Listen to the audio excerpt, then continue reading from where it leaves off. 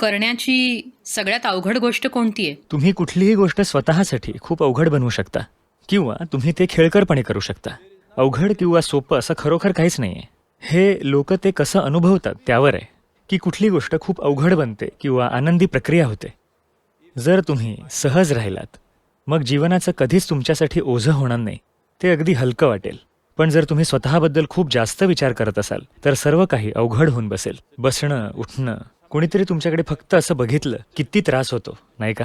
कोणीतरी तुमच्याकडे बघितलं नाही केवढा त्रास होतो. हे ह्यामुळे की तुम्ही स्वतःला जे आहात त्यापेक्षा खूप मोठं बनवलंय. तुमच्या स्वतःबद्दलच्या कल्पना आहेत, अवास्तव कल्पना आहेत.